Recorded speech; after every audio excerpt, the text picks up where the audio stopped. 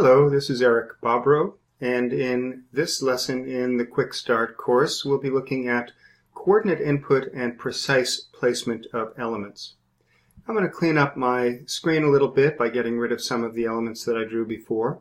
The easiest way to do this is to go to the arrow tool and just draw by clicking on 2 points, and it outlines that area and it highlights all of the elements in between with handles or grips, and I'll hit the delete key and that will get rid of them. And I'll do the same over in this area. Because it's using the option for partial overlap, in other words, it's selecting things that are partially overlapped, it will include all of the elements that I'm touching. Now, let's proceed with this lesson. I'll activate the wall tool, and let's look at how we input walls to a specific length. So I'll click to start drawing a wall, and you notice that as soon as I click it says distance 0, angle 0. The feedback that we're seeing on screen is called the tracker, and as I move around you'll see the tracker update to show me approximately where I am at any given moment as I draw. Now the distance here is specifying sort of an arbitrary level of accuracy. In other words, you can see it's going down to an odd fraction of an inch here. It's a good idea not to try to move this until you get something right, because it will never be exactly the distance that you want. It's a good idea to either input a distance directly by typing or to line something up with another element that's already drawn. So in terms of putting in a distance, I'm simply going to type in 20. Now if you're in imperial or feet and inches, then a whole number like 20 will be interpreted as feet. If you were in metric, then it would be interpreted as either meters, centimeters, or millimeters, depending upon the system that you're working with. And we'll take a look at setting measurement preferences in a moment. So I hit the Enter key, and that made a wall 20 feet long. To make something a little with the feet and inches, I'm going to be typing in 24 and then a dash or an apostrophe 6, and that would be 24 feet 6 inches. And to make something with inches and a fraction of an inch, I can do, let's say, 28 feet 4, and then I have a choice. I can either do space 1/2, and I don't have to type in the inch sign because it'll assume that anything after the foot separator works. I can do it that way. Or I can do, let's say, 31 feet 5.5, and that will be considered 5.5 inches there. Now to verify these measurements, it's often good to go to the measure tool and simply click, and we'll read this off, and you can see there's 20 feet. I'll hit the escape key to cancel the measure, and to get the measure tool again I can hit M. So M for measure brings this up, and as soon as I click it will give me a measurement, and you can see here the nice even measurement. I can hit M to cancel it, or I can hit the escape key.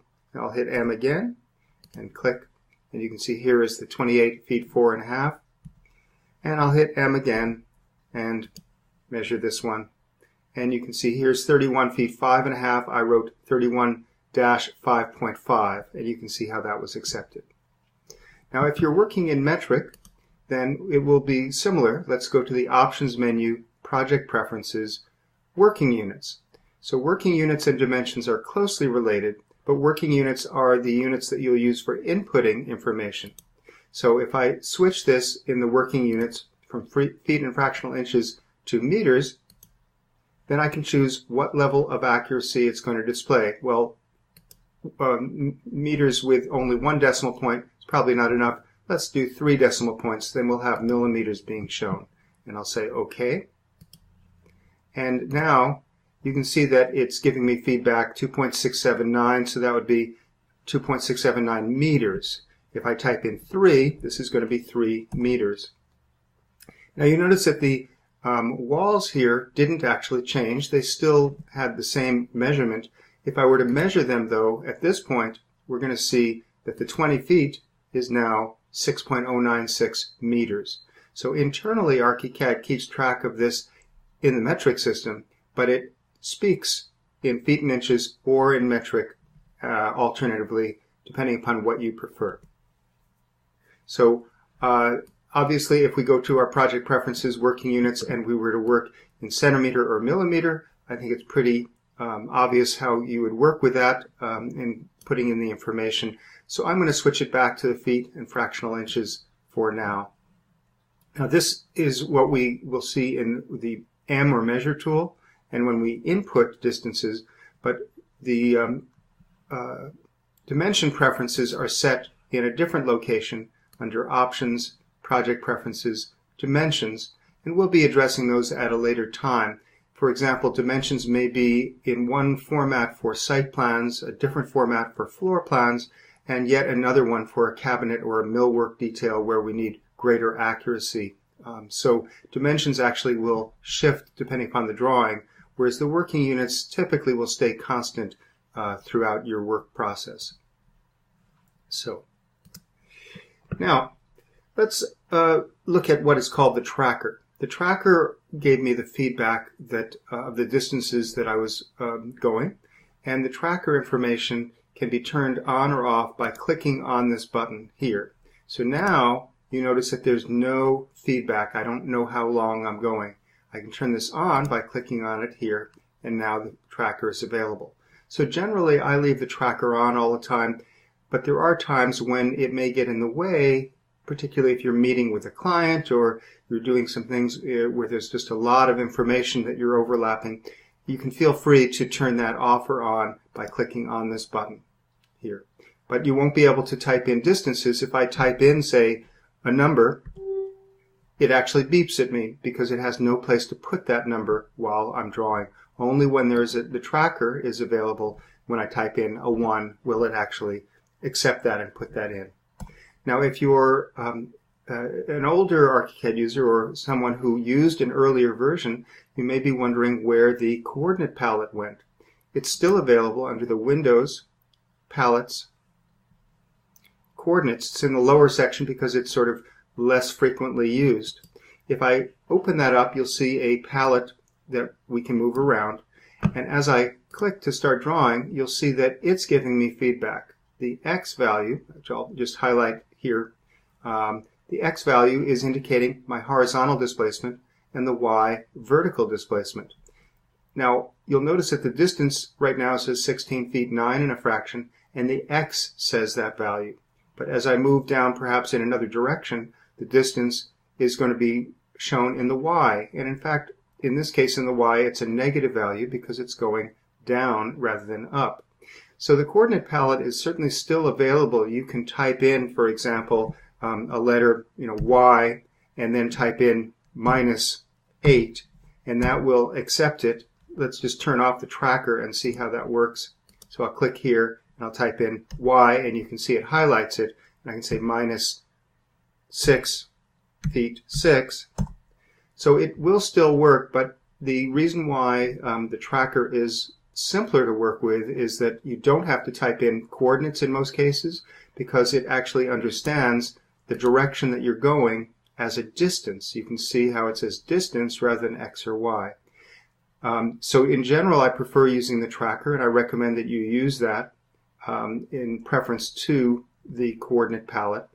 You don't usually have to put in a letter like X or Y, or A for angle is only necessary when you're going off of one of the guidelines, and R, or radius, is actually identical to the distance as long as you're in relative mode, which is activated by this little checkbox or this little icon there. Now the R value will be the distance based on that point. So this is called the delta triangle, and this tells it to measure relative to the last click point. So I'm going to close off the coordinate palette because I don't think it's necessary for most purposes, but it's still available if you are used to it from an older version of ArchiCAD. Now, if you want to make something go not just horizontally or on a straight angle, but perhaps a certain distance over and a certain distance up, you can type X. And you see then, as soon as I type that, it does expand the coordinate palette or the tracker palette. So let's say that I wanted to go 10 feet over, and then I can type in a Y or hit the Tab key and say that I want to go up 3 feet, and then hit Enter, and you see that's gone over 10 feet and up 3 feet. So we do have the flexibility with the tracker to input multiple coordinates, X and Y, when that's appropriate or necessary. In this training, we've been using a feature that sometimes gets turned off or on accidentally or deliberately, and these are the guidelines. So as I click to draw this wall, you'll see the dashed orange guideline, and as I move away from it, other ones potentially showing up. These are controlled and turned on or off by this button here, the guidelines. When I turn it off, you'll notice that there's no more snapping. Now, you can have a similar effect to the guideline by pressing the Shift key down. This is a feature that was available in ArchiCAD from probably the very beginning. It locks it on an angle that you're pointing at. In fact, the nearest known angle or axis. So you can certainly move across with the Shift key. Now, be aware that when you have the Shift key held down, if you type in a number, let's say I wanted to make this 15 feet, and I hold the Shift key and I type a 1, it beeps at me because Shift and the 1, at least on the main keyboard, is an exclamation mark. In other words, it's not a digit. So it does make it a little bit harder to use the Shift key. You can type in for example, Shift and D, or Shift and R will highlight that, and then you can let go and type in, say, 15. So it's a little bit more awkward to use the Shift key that way, but sometimes people prefer to do it just so that they don't have these guidelines showing up all the time. And you can, for example, press the Shift key down and it'll jump to that angle, and then you can point at something else and line it up. So this is a quick way to line something up. Press the Shift key down while it's in the right direction, and then while the Shift key is held down, click when the cursor is lining things up there. So the guidelines, I think, are really quite useful, but sometimes you may want to turn them off, or you may find that they've been turned off accidentally. And there appears to be a shortcut. The letter Q is right next to there. So if I hit the letter Q, yeah, it goes off, and if I hit the letter Q again, they come back on. So in terms of lining things up, if I am drawing something going in this direction here, and I use the Shift key, I can hold down the Shift key and then move my pencil over, and it'll find the perpendicular intersection of that element. Now if I let go of the Shift key, it will just flop over to whatever point that I'm going on an angle. Now you notice that when I point at this element here, that we have a black pencil, and that indicates that we're on the corner or the node point that we're indicating. You'll see blue guidelines shoot off in the main axis directions. These, of course, are also turned on or off by that guideline button, or the Q letter. Now, if I move away from it, ArchiCAD will assume that I didn't really care about those. However, if I, instead of moving away from it, I roll my mouse over it, then you can see that that line becomes a lasting guideline, and it becomes a different color, in this case orange. And this allows me to easily go and snap. For example, you can see the perpendicular snap that it's showing, so I can click. So that's the way you do it without using the Shift key. So for example, if I wanted to make a wall, this wall go in line with the other one here, I can simply wait for the blue guideline to show, move my mouse without pressing down the button, but just move it across there, and you can see that this now becomes available for snapping. So this is the way that you would use guidelines for lining things up when you're drawing. Now in terms of distances, when I use the measure tool, if I click on the measure icon, you'll see that there's some arbitrary numbers. It says a distance of 80 feet and a funny angle. As soon as I click, it goes to 0. So it's measuring from the last point that I clicked. This is sometimes called the edit origin. I'll hit the escape key to cancel. The same way, when I click to start drawing a wall, you'll see that the X is measuring from the last point that I clicked. Now that X is called the origin point, and I'm going to zoom out by clicking the fit in window, which is the equivalent of zoom to extents here. And you'll notice that there's another X right here. That is called the project origin.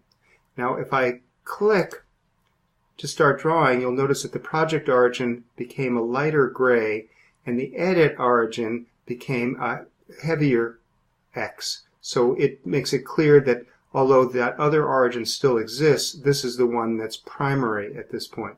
And I'll cancel out of this, and when I cancel out of it, you'll see that this now becomes prominent again. So if I'm measuring, if I use the measure tool and move around, as I get close to this, you'll see the numbers get smaller and smaller, and when I get on top of it, you'll see that this is the origin point for measurement. Now this is called the project origin, and it actually cannot move. It's just, by definition, the beginning of all measurement references. However, sometimes we'd like to be able to measure a number of things from a different relationship, so we can use this little icon here that says Set User Origin. So when I click on that, actually I have to be out of the measure tool, so I have to hit escape. When I click on that, it allows me to, for example, click any point, and now you'll notice, and by the way, I'll hit the escape key to get rid of those guidelines, because those guidelines sometimes can get in the way. So hitting the escape key will clean up, your display for temporary items like the guidelines. But you'll notice that there is the project origin here, and that there is a user origin, and if I start to draw a wall, the user origin will be temporarily hidden because I'm now paying attention to the edit origin. So when should you use this? Well, it gets, this is a little bit more sophisticated, so perhaps a little early to introduce it, but basically there are times when you want to be able to measure relative to other parts of the project rather than just the last click point, and by using a user origin you can move that wherever you need. And in terms of the tracker, occasionally someone will go under the, actually I guess it is here under the tracker. Here's the on-off button for the tracker, and to the right there's this pop-up menu. Relative coordinates in tracker is what we want to use almost all the time. If that accidentally gets turned off, then what you'll see is that as I start to draw this wall, that although the wall is very short, it says that it's a certain distance from the user origin. So you can see that that's 0. So in other words, sometimes you'll find that you get very strange feedback because by accident the tracker has been set to turn off relative coordinates. Now I'll hit the escape key to cancel out of this operation, and I'll turn back on relative coordinates in tracker. So make sure that that's turned on there so that you're getting feedback that makes sense in terms of how far you're going in any particular direction from the last point that you clicked. Now let's look at how we can stretch elements. I'm going to zoom in on this area over here by clicking on the magnifying glass and making a box around it. This expands it. This is just one way to do it. Let me take this element here, this wall, and let's just see what length it is. I'll use the measure tool and go down to here, and you can see that its distance is an odd one, 8'3" and a fraction inches. Suppose we wanted to make it a nice even number like 9 feet or 3 meters. Well, I hit the escape key to cancel out of the measure operation, and the object is still, or the wall is still selected. I'll go to the edit menu, and with one or more elements selected, we have many options for moving or changing them in various ways. In this case, let's take a look at the stretch option. So if I click on stretch, then it will give me the opportunity to change its length. You'll notice in the status bar down below it says enter stretch reference point. So it says which point do we want to grab or change. I'll say this point I'd like, and I click on it. Now when I click on it, notice that the tracker gives me the same type of feedback as I had before. So it becomes very simple. I simply type in 9 and enter, and that has made it 9 feet long. Or I could type in 3 for meters. Click here, and you'll see exactly the distance that I wanted. Now I'm going to use the arrow tool and click to select a different wall, and I'll show you a faster way to do this. Instead of going to the edit menu, reshape, stretch, I can just press down on the endpoint that I'm interested in. With this already selected, I'll press, and while the mouse button is held down, you'll notice that there is a small palette, sometimes called the pet palette, because it used to move around on the screen like a pet on a leash, and I call it the editing palette. And you'll notice different options here. If I activate the first one, then this will move or drag the element around. This would rotate, mirror, elevate up and down in space, make multiple copies, but the one that I want right now is stretch. So with that option active, then you'll notice that I can move this endpoint wherever I like. So stretching is a reshaping that moves one end and leaves the other where it was. Now if I want this just to be longer or shorter, I can bring it to the point that I am referring to and simply change the distance value, leaving the angle the same. So let me change this to 12 feet 6, about 4 meters, and you can see that that works. So to stretch something, I can click on it, and you notice that there is a heavy line here and a handle. I need to go to the end of the reference line, or the line that I drew the wall with, to stretch it. I can't click on this end to get the same type of effect. I need to go to the end of the reference line. I'll press down, and when I press down, you'll see that same palette show up, and it remembers that the last thing I was doing was stretching. So I can actually let go, knowing that it's going to be doing a stretch command, and then type in the distance, let's say 20, and hit enter or return. So basically it becomes very easy to stretch things by simply selecting them, and then in a separate action pressing down one end and using the editing palette without even necessarily choosing that if it's already remembering that that's the last one. And we can move this palette out of the way if it gets in the way by grabbing its little title bar area at the left side. And if we want to keep it on the same angle, we can bring it back to that point here, and we can type in a new distance.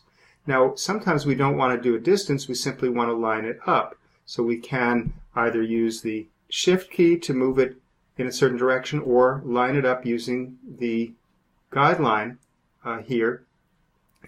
And if we did want to line it up with something else, remember that we can go on top of this and wait for the blue lines to show up and then slide along until we get another line. And you notice this little